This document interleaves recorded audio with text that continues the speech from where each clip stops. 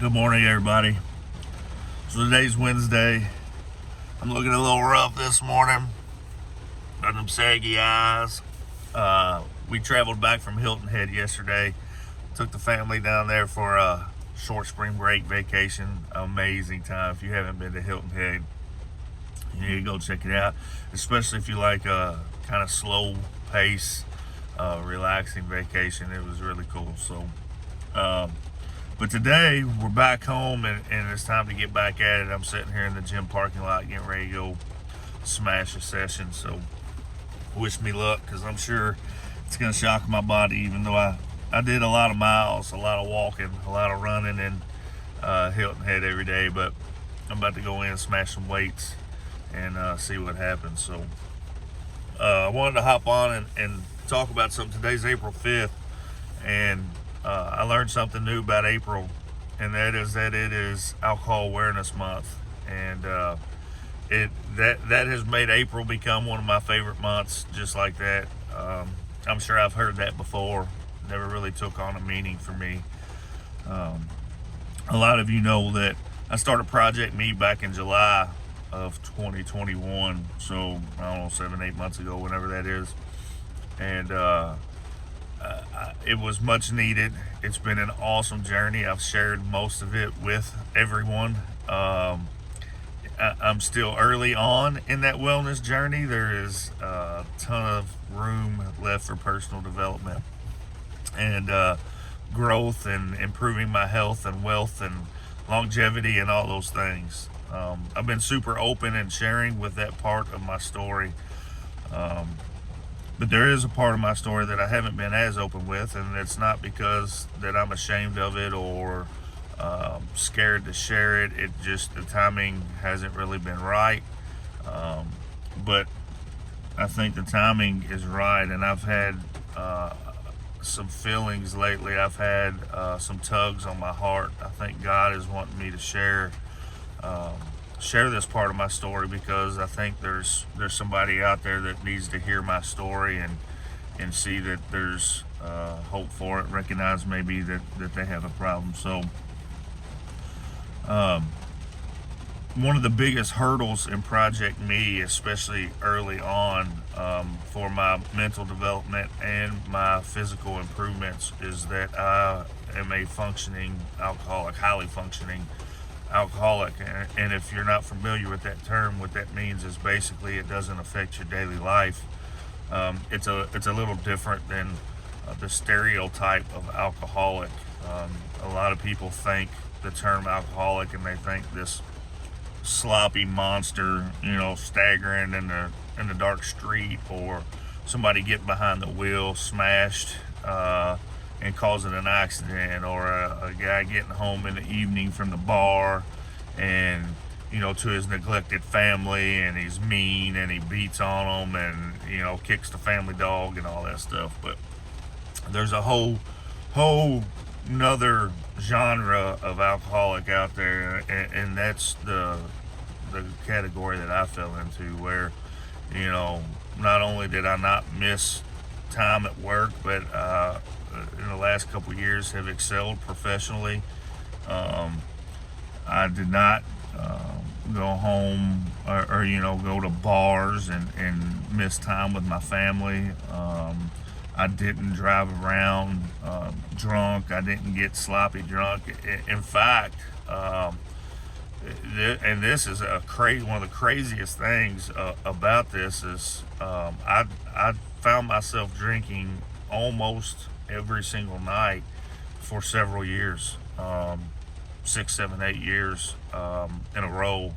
And my kids, 3 teenage kids basically, didn't even know that I drank outside of an occasional social event. And so that tells you kind of how well it can be hidden, and how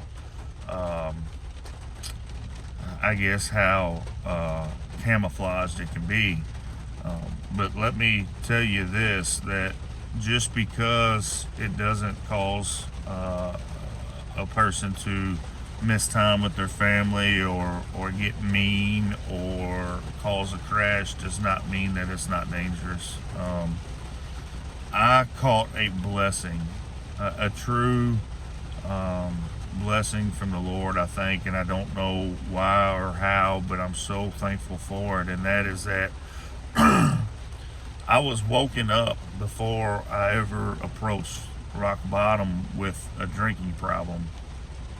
So many people never reach out for help. A lot never even recognize they have a problem until a major life-changing event. They hurt themselves badly. They find themselves in the ER and get diagnosed with liver problems or heart problems or one of the millions of things that alcohol can cause. They lose a marriage, they lose their children, their job. And I'm so fortunate that that's not my story.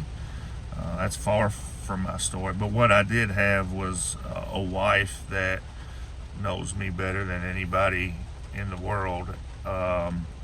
And, you know, was strong enough and confident enough in our love and in our marriage to hold me accountable, put me in check, introduced to me that it was a problem and it wasn't normal and it wasn't healthy what I was doing. And she was absolutely right. And I'm thankful that the Lord opened my eyes to my problem before I had to experience those terrible things that I just talked about.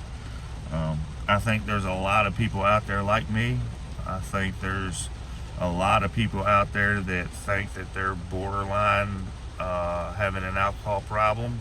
I think they justify it because they're not hitting those rock bottoms, those deep valleys. But I think if they really looked in the mirror and ask themselves some tough questions, is the alcohol affecting me? Is it affecting my relationships? How is it negatively affecting my everyday life? I think their answers would take them to the same place that it took me. And when I started asking myself those questions, I realized that I was going down the wrong road. And even though I hadn't hit none of those rock bottoms or fell in those deep valleys, there's not a question in my mind that those times were coming. And now, was it in a year from now or 10 years from now? Who knows? Only God knows that. But there's nothing good that can come out of the habits that I was building. It took a lot for me to have this discussion with my wife and my parents and my kids, and mainly because other than my wife, no one really knew what I was dealing with. But I think I had been using all the wrong coping mechanisms. Life's stressful. Work can be stressful. Raising kids can be stressful. All of these things, but everybody goes through that. Like that, what a pitiful excuse. How weak was I being by saying, well, life's stressful, this is how I unwind. Well, guess what, dude? Everybody's life's stressful. We're all adults. Most of us have kids. Most of us have jobs. All of us have bills. Like, find another way to cope and find a healthy way that will improve. So, as I started Project Me, my heart was in a real place. Like, I want to be the best version of me, and I've got plenty of time in my life left to create an amazing human being, a human that my family would be proud of, that God would be proud of, that I would be proud of. We can't change what we did in the past. I can't change what I did yesterday. I can't change who I hurt yesterday. But what I can do is set myself up the best way I know how to improve relationships, improve situations that I put myself in, and even bigger than that, I feel like I'm sent here to help people, whether it's just a shoulder to cry on, a hug when a friend needs it, or actually, holding somebody I care about accountable, calling them out on something. Who knows what it may be. But with April being Alcohol Awareness Month, and here's a cool fun fact.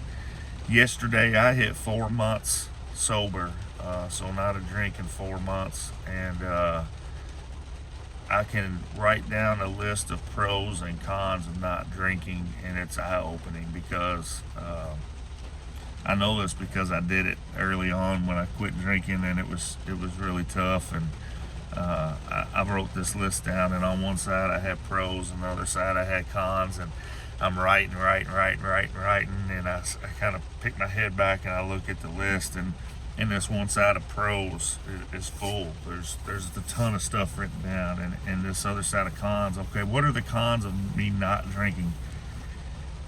There wasn't anything written down, and it's like, all right, so here's this activity, and by doing it, I'm not gaining anything positive. Everything that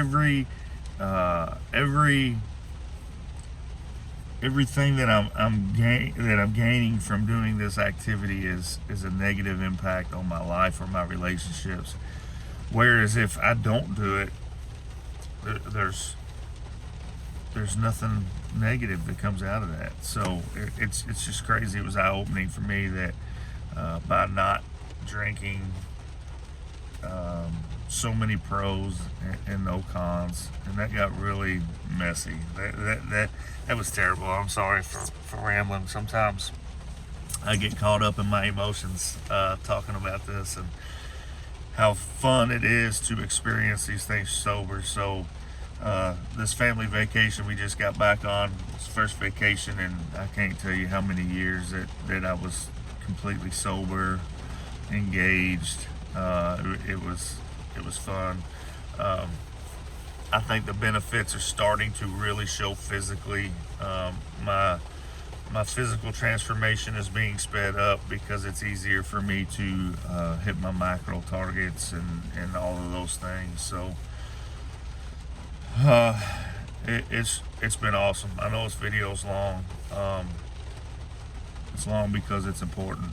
Listen, if you think that you may have a problem, you may be a functioning alcoholic, or maybe you know you have a problem. Maybe it's not even that you're a functioning alcoholic. Maybe you're in the danger zone of hitting some of those triggers that take you to those deep valleys. Listen, there's people out there that can help. There's videos out there. There's influencers out there. There's books out there. See your doctor. I think it's important to talk to somebody.